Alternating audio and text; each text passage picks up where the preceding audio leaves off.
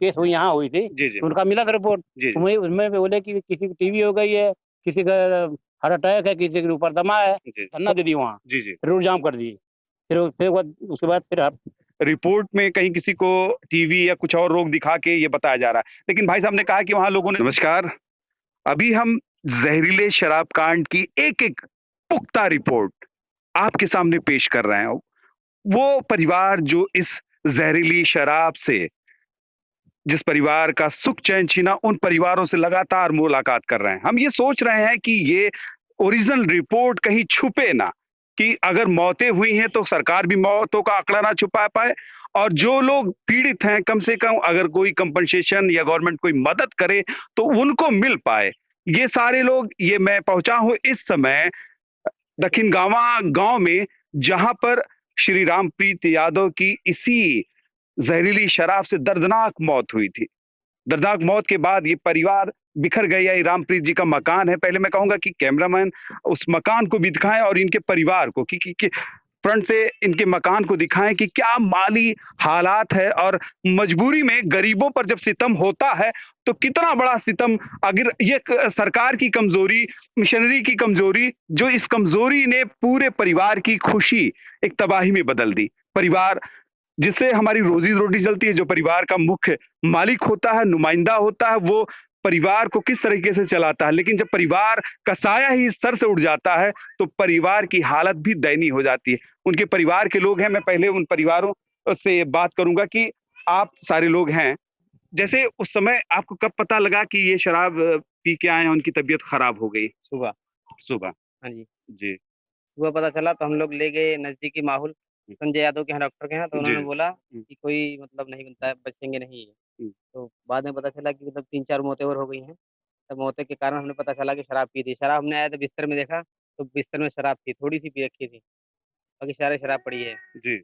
मौके पे पुलिस आई, फिर हम लोग आजमगढ़ गए, आजमगढ़ से हमारा पोस्टमार्टम किया गया। पोस्टमार्टम किया गया। हाँ जी। इसके बाद ये नहीं हुआ कि तफ्तीश के लिए कोई ऐसी टीम फिर आपके दरवाज़े आई हो? नहीं जी, सिर्फ़ हाँ, हमारे यहाँ के अंबारी के इंचार्ज आए थे, हाँ जी। एसोचर, और ये पुलिस 2-3 बार आई है, जी, जी। रिपोर्ट वगैरह सब लिख गए हैं, मगर आपका हुआ। तो थाना शायद कोतवाली फूलपुर ही होगा, हाँ जी, दक्षिण फूलपुरी का। है, जी।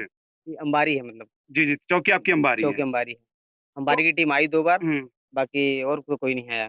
जैसे कंपनसेशन की माँग हो कि अगर इसमें हीला-वाली गवर्नमेंट की है, किस तरह की शराब, सरकार और आबकारी विभाग की लापरवाही से नहीं लगता कि कितना ये जटिल समस्या पैदा कर दी जी, आपने लोगों लापरवाही है, बिल्कुल हुँ, लापरवाही है, क्योंकि रोज़ आदमी पीता ही है शराब, हर कोई, थोड़ी ज़्यादा ही।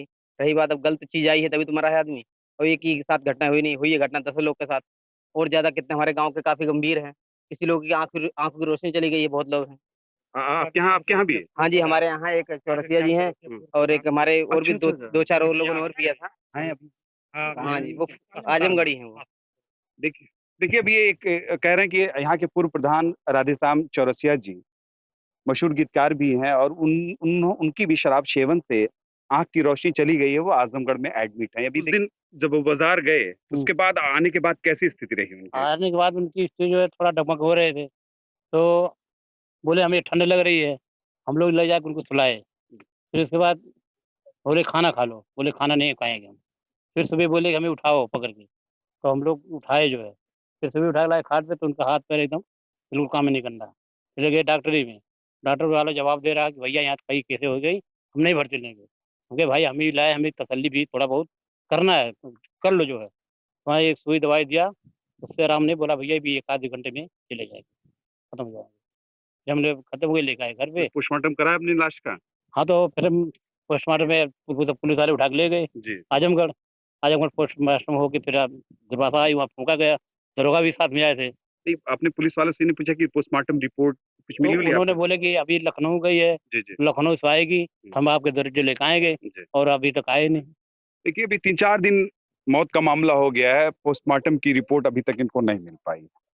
ये कह रहे हैं कि लखनऊ अभी प्रशासन ने कहा देखिए अभी इंतज़ार करते हैं कि कब तक नहीं पोस्टमार्टम की सर जी, वो ऐसा ये है ना कि जी, जो केस हुई यहाँ हुई थी, जी, जी। तो उनका मिला था रिपोर्ट। जी, तो जी। वही उसमें बोले कि किसी की टीबी हो गई है, किसी का हार्ट अटैक है, किसी के ऊपर दमा है, जी, तो तब वो फिर लोग वो धरना दे दिए वहाँ, जी, जी। रोड जाम कर दिए। फिर उसके बाद प्रशासन आई, हटाई-वटाई उनको।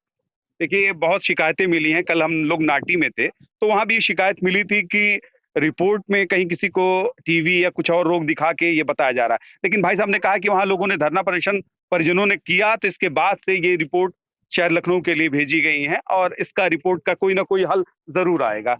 ये तमाम से लोग हैं, जो इनके परिवार के लोग हैं और आपको जैसे आप सरकार कुछ अगर आप सरकार से कुछ कहेंगे कि हमको सहायता जो हम हमारे परिवार का सब कुछ जुटा है, तो कुछ सहायता के लिए कहेंगे, माँगेंगे कुछ? क्यों नहीं सर, मांगने पड़े देखे नहीं जाएंगे, छोटे छोटे बच्चे हैं इनके। जी। उनके एक लड़का बड़ा मर गया है, बड़ा लड़का मर गया है, 2 लड़की हैं, एक लड़का है, कोई सहारा नहीं है अपना। हाँ? ये और छोटी बहू उनकी वो है। अब ये देखिए, उनके एक पुत्र जो है वो एक्सपायर कर गए, उनकी पत्नी यहाँ पर है, फिर एक छोटे पुत्र की है और बहुत परिवार जो उनके ही सहारे जीने वाला था। आपके पति भी नहीं है जो उनके पुत्र थे और इस समय आपको ये लगता है कि आज आपके घर का सब सुख चैन छीन सा गया। अब जिम्मेदारी सरकार की बनती है कि ये इस तरह की घटनाएं कैसे हुई। और जी, दारू पी के दारू पी के तो अब हमन लोग का सहारा छोटी है। जी, हाँ। अक्सर वो तो पीते रहल हुई हैं। हाँ, पियत रहन लेकिन कभू नाई के होत रहा, कभू नाई तो के। सरकार से कुछ मांगू कि हमें कुछ ऐसा चाहिए हमारा सहायता। हाँ, जरूर मांगब। अब हमार सहारा चला गया तो सरकार हमारा सहारा बने। देखिए, ये परिवारों की मजबूरियां हैं कि कितने विषम परिस्थिति में हैं। और 2 लड़कियां हैं इनके और 2 लड़की हैं, एक लड़का है जो कि जो इनके ससुर थे, इनसे ही पूरा इनका जीवन यापन होता था। जिम्मेदारी सरकार की बनती है, प्रशासन की बनती है कि इतनी सारी कमियों को उसने कैसे छुपा कर रखा था, कैसे इस पर नहीं ट्रेस कर पाया? ये सवाल मैं भी आपके सामने रख रहा हूँ। इनकी बहुत छोटी बहू हैं। हाँ जी। जी, तो पियत तो हमेशा पियत मतलब ये आपको लगा कि अब कुछ हमको क्योंकि आपके परिवार का सब कुछ छीन गया है और जिम्मेदारी एक परिवार का जिम्मेदार शख्स चला गया, तो आप क्या चाहेंगी इसमें? इसमें मेरे को कोई नहीं सहारा है। जे सहारा रहा वो तो पुरनिया रहन सहारा रहन और ना सहारा है तो सहारा हमारे से के बा। देखिए, अब ये दर्द है क्योंकि इसमें हमें सवाल जवाब ज्यादा कर नहीं सकते, क्योंकि हमको भी लगता है कि इस तरह की रिपोर्टिंग में एक आदमी को, क्योंकि ये समय सवाल जवाब का नहीं, लेकिन मजबूरी है कि हमको एक एक रिपोर्ट को दिखाना है कि किस घर का कौन सा जिम्मेदार शख्स गया। और ये ओरिजिनल रिपोर्ट हमारी ये 11वीं रिपोर्ट है। इस समय हम दक्षिण गांवा में है और 11वीं ओरिजिनल रिपोर्ट आपके सामने पेश है। लेकिन मैं सरकार से यही डिमांड करूंगा कि इन परिवारों की दयनीय हालत देखें और इन पर एतबार करें। दक्षिण गांव से मैं राहुल।